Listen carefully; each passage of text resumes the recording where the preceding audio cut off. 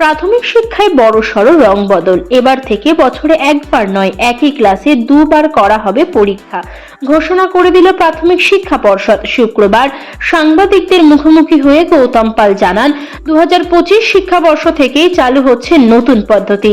প্রাথমিক শিক্ষা পর্ষদের সভাপতি এ ব্যাপারে জানান, সর্বভারতীয় ক্ষেত্রে প্রতিযোগিতার জন্য ছোট থেকেই তৈরি করা হবে, আর সেই কারণেই এহেন সিদ্ধান্ত নেওয়া হচ্ছে। ঘোষণা অনুযায়ী ক্লাস 1 থেকে ক্লাস 5 পর্যন্ত সেমিস্টার পদ্ধতিতে পরীক্ষা নেওয়া হবে।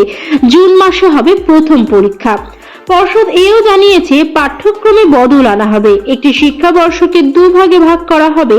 জানুয়ারি থেকে জুন মাস পর্যন্ত একটি এবং জুলাই থেকে ডিসেম্বর অবধি আরো একটি ভাগ করা হয়েছে। গৌতম পাল জানিয়েছেন, মুখ্যমন্ত্রী মমতা বন্দ্যোপাধ্যায়ের প্রস্তাবে ইতিমধ্যে অনুমোদন দিয়েছেন।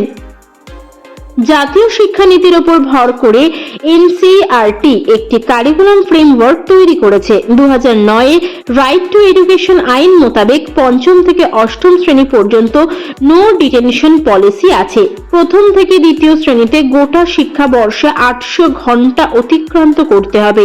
তৃতীয় থেকে পঞ্চম শ্রেণীতে গোটা শিক্ষাবর্ষে 1000 ঘন্টা অতিক্রান্ত করতে হবে। প্রথম ও দ্বিতীয় শ্রেণীতে সিঙ্গল সেমিস্টারে 376 ঘন্টা করে এবং তৃতীয় থেকে পঞ্চম শ্রেণীতে সিঙ্গেল সেমিস্টারে 460 ঘন্টা কাটাতে হবে।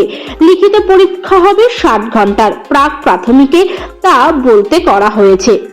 গোটা রাজ্যে একটা পেপারে পরীক্ষা হবে। পরীক্ষার প্রশ্নপত্র ঠিক করে দেবে পর্ষদ। মার্কশিটে নম্বরের পাশাপাশি ক্রেডিট পয়েন্ট দেওয়া হবে, কারণ সর্বভারতীয় ক্ষেত্রে এই ক্রেডিট পয়েন্ট পেয়ে উপকৃত হবে পড়ুয়ারা।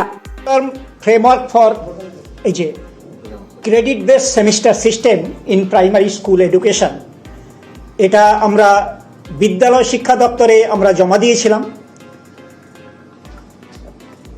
মাননীয় মুখ্যমন্ত্রী, মাননীয় শিক্ষামন্ত্রীর অনুমোদন ক্রমে আমাদের শিক্ষা বিভাগ, বিদ্যালয় শিক্ষা বিভাগ গতকাল আমাদের অনুমতি দিয়েছেন 2025 শিক্ষাবর্ষ থেকে ক্রেডিট বেসড সেমিস্টার সিস্টেম চালু করার জন্য।